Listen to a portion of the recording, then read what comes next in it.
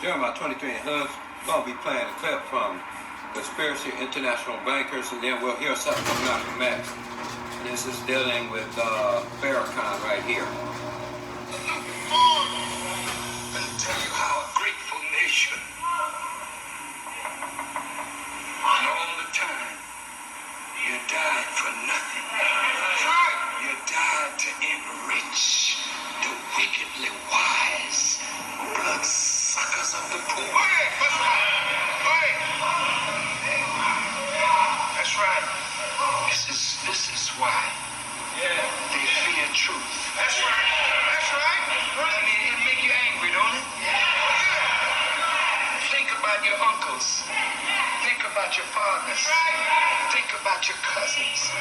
Think about your people, white and black, who died thinking they're fighting for democracy.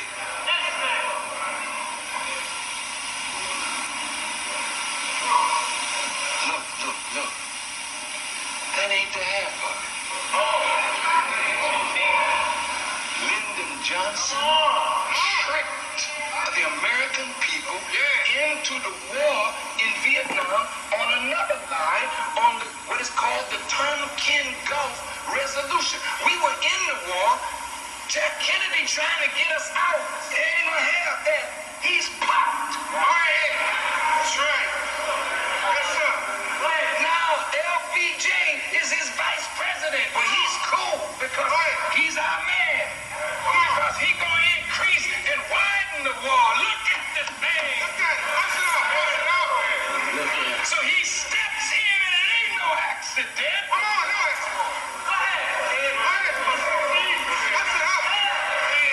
He steps in the Tonkin Gulf Resolution, which is a trick. Rusty Westmoreland, the God let him down. 500,000 American troops sent to Vietnam.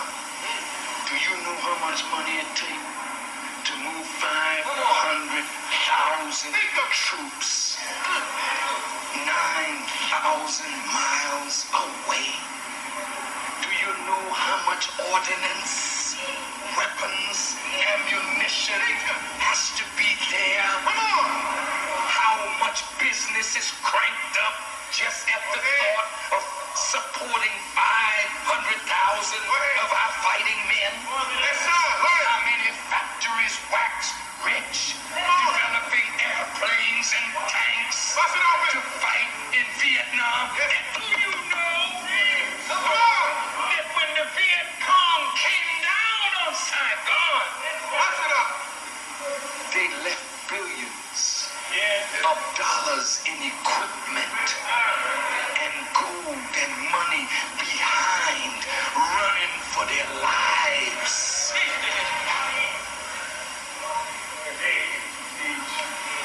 And some of our family came back. Two battings. Because they were never trained to fight people like the Viet Cong. People live underground. Just crawl into a hole and got little works, almost like little towns under the ground. That's right. You bombing them and bombing them and bombing them, and you swear they gotta be dead. And they crawl up out the ground and tear your backside up. They booby trap. I mean, you can't imagine the hell and the horror that your children went through in Vietnam. And because the American public, getting more and more enlightened, stood against the war. And here comes our brother, Martin Luther King Jr. As long as Martin Luther King Jr. was trying to integrate a toilet, or a coffee stand, or a hotel, or a motel, he was a good nigga. Oh yes, that Martin Luther King Jr. is just a wonderful man. What is he saying now? That we should come out of Vietnam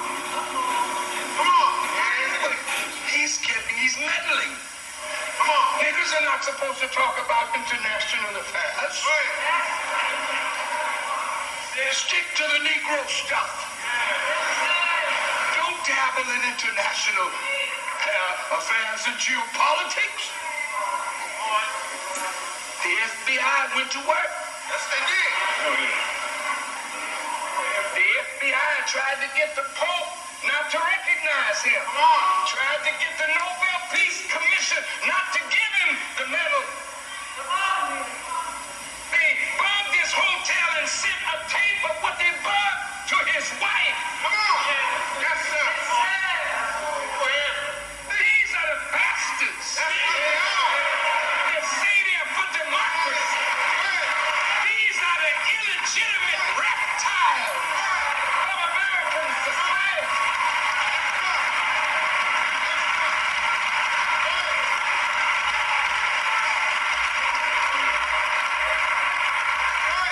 It's all right for you to have a king holiday today because there's no more king. You don't even know what the hell Dr. King stood for. I have a dream. When the hell did he have a dream and when did he wake up to reality?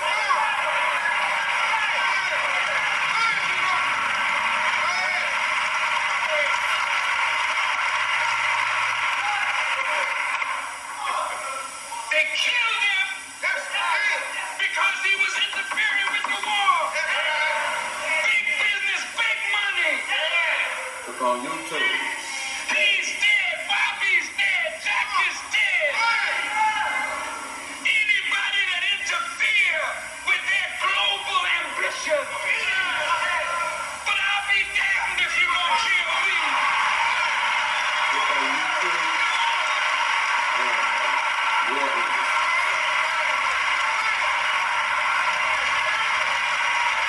The project. Russia. The production. We gave Russia $5 million just to no medicine.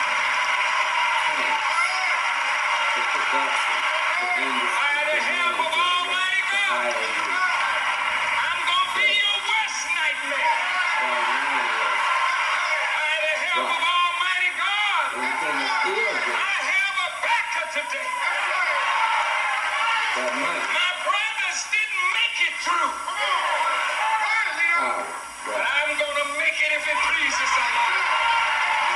And we are gonna make it. When you stay fast, I'll give you God's word.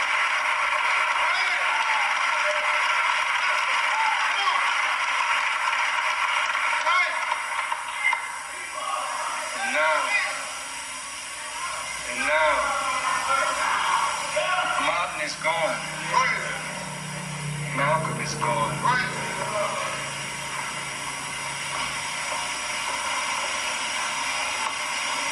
These wicked people manipulated the circumstances inside the nation. That's right.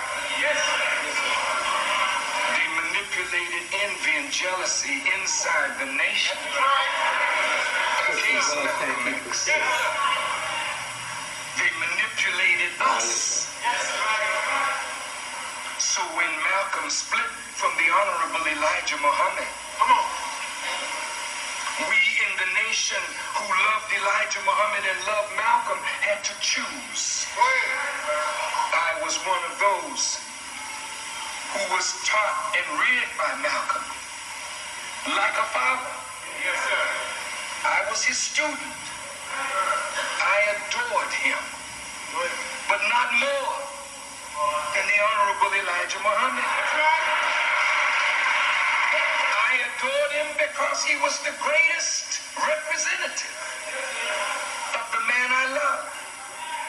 So when he split from the man I loved, I was put in the position that children are put in when parents divorce. That's right. You don't understand the pain of your children. You don't know what it means to have children see the people who brought them into existence destroying each other. You don't know what that means for a child to be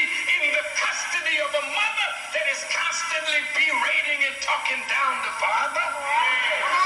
And when the father has visitation rights with the child, the father is talking down on the mother.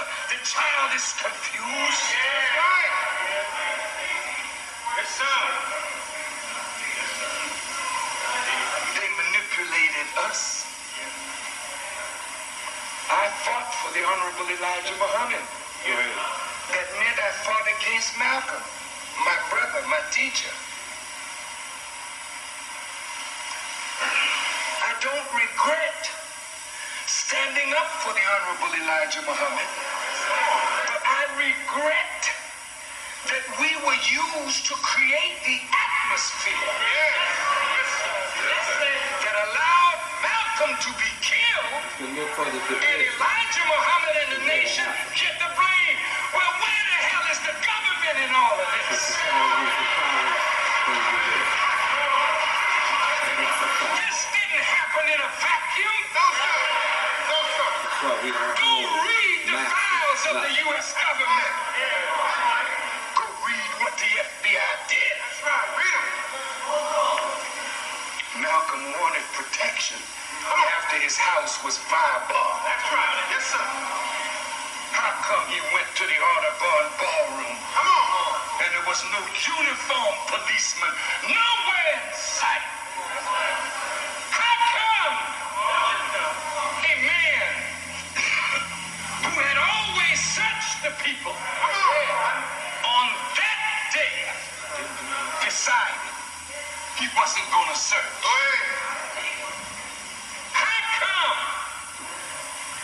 two men were arrested at the scene and only one stood trial? And there never was a mention of who that second man was. How come two other men went to prison for 26 years of their lives for a crime that they had nothing to do with, and the very man that was involved exonerated them? Consular had the names of all that were involved and went to the government to reopen the case. And the government refused to reopen the case. This is the same government, same FBI, that paid an informant $45,000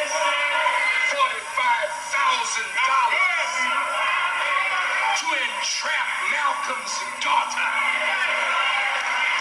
a young Jew.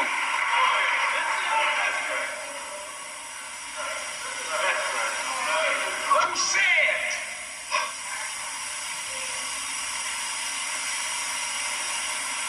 he's an enemy of the Jews and he's an enemy of your father, working on that child, being paid money. But that's only the tip of the iceberg. You know, the government wasn't going to let Michael Fitzpatrick or Michael Summers kill me. Why, if a Jew killed me, what the hell do you think is going to happen in this country?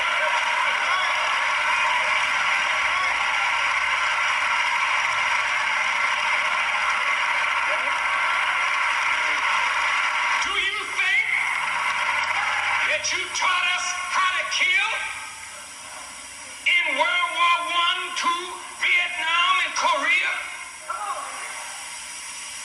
And don't have nothing for us? And then would kill the very people that speak to our hurt? And we won't go crazy? They don't want no white person to kill me.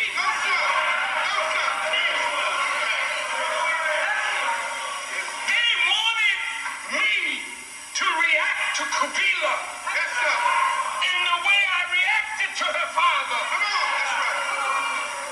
They wanted to recreate the same atmosphere again, to put nationalists against Muslims and Orthodox Muslims against followers of Elijah Muhammad. There's already money out there to do the job.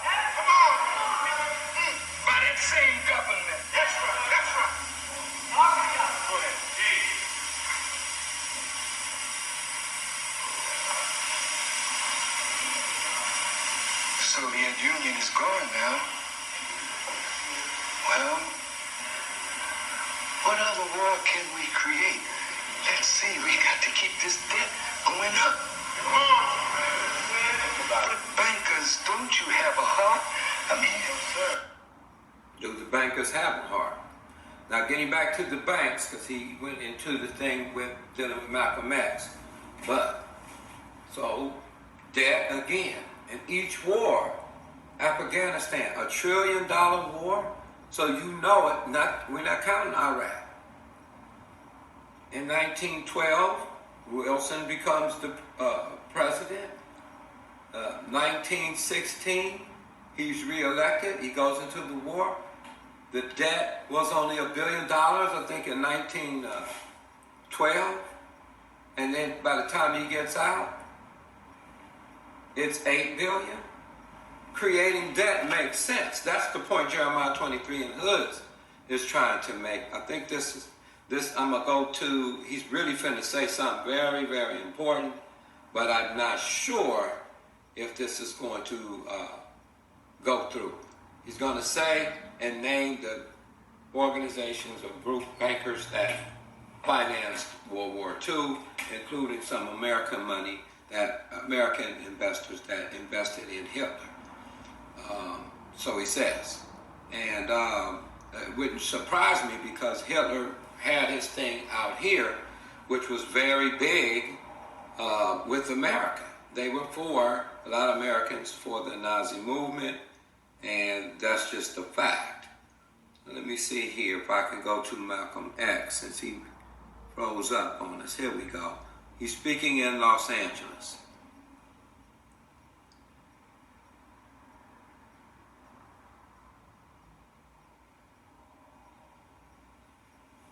Okay, my internet may be going out. 1 second. May need to get some light air here. Hold on, brother.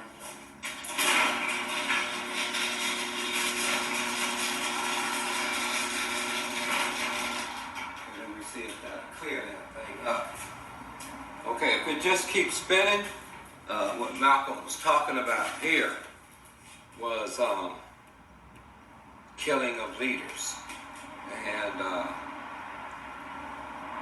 each leader, as Farrakhan had just mentioned, each leader has that stood for something, like Martin Luther King.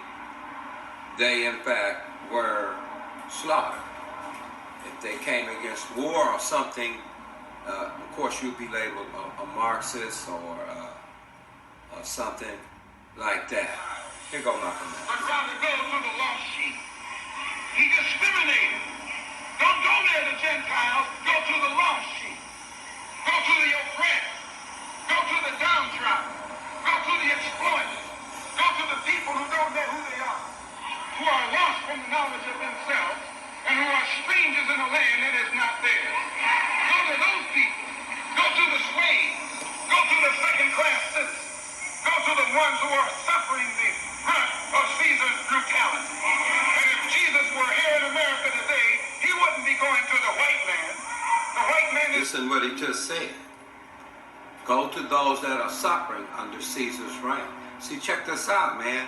The Goliath, the bankers, the debt, the interest rates, things like that manipulate the systems that's in place. You can look at the housing market. You can look at inflation. You can look at your dollar and how much you worked. And the bank still owns the majority of the Americans' homes with liens. The bottom line is, that is the Goliath, like the Caesar in the day of Jesus. Now, the downcast, the trodden, the poor that are used to be exploited with these wealthy people, why not help the poor? Why not put your money together and invest? Why not buy land, help each other with food, clothing, necessities? And I appeal especially to the churches out there. Why not? The oppressor's never going to let up, and no one tithe by one individual is going to just bring him down. I mean, if you believe that, it's kind of delusional when you have Joshua, the first chapter, that told all 12 tribes dealing with things, land, Joshua 1, to help each other, even those that had theirs already, was to help those that didn't have. Equality of care would be the divine principle. Is the oppressor. He would be going to the oppressed. He would be going to the humble. He would be going to the lowly. He would be going to the rejected and the despised. He would be going to the so-called American Negro.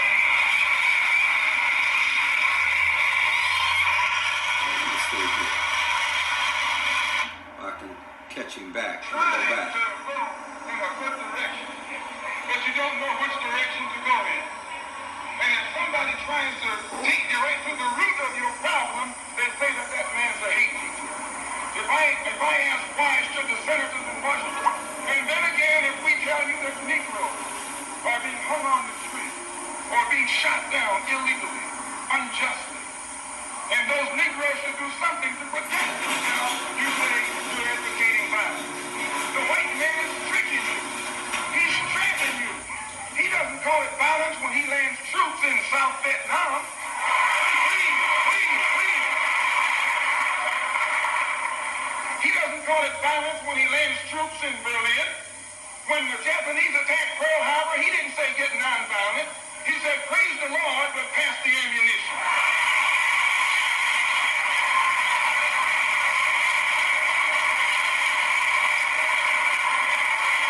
This is 1962. This is Malcolm. You can find it on YouTube.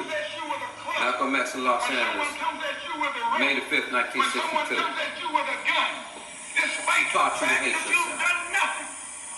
He tells you, suffer peace. Is the name. Pray for those who use you despitefully. Be long suffering. And how long can you suffer after suffering for 400 years? So I just want to clear up that little point right there. Because he says that we play on your emotions. And when you turn on your television tonight, or your radio, or read the newspaper, they're going to tell you in that paper that I was playing on your emotions. Imagine you, a second-class citizen. That's not getting emotional, it's getting intelligent.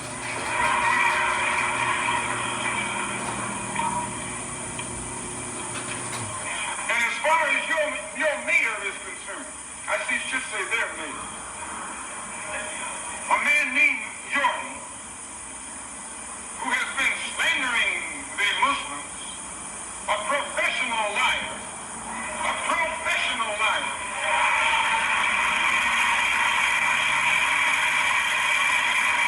who has mastered the art of using half-truth.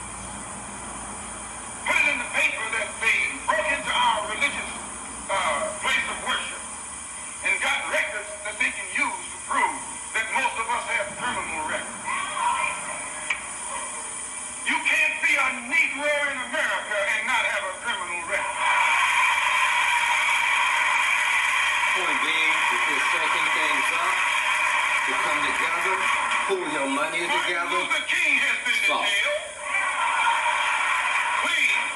James Farmer has been to jail. Why, you can't name a black man in this country who is sick and tired of the hell that he's catching who hasn't been to jail. Charged him with being seditious. They put Moses in jail. They put Daniel in jail. Why, you haven't got a man of God in the Bible that wasn't put to jail when they started speaking out against exploitation and oppression. That's the bottom line. That's what Jeremiah 23 is trying to point out. Oppression is the big bull. The grass ain't no guilt. They charged Jesus Collectively, with sedition. fight. Didn't they do that? Let me tell you how. Beat down the banks. Pay down the mortgages collectively. I'm appealing to collective groups. Get out of debt. Help each other do it. And you will find yourself much better off as a group. Jeremiah 23 and Hood.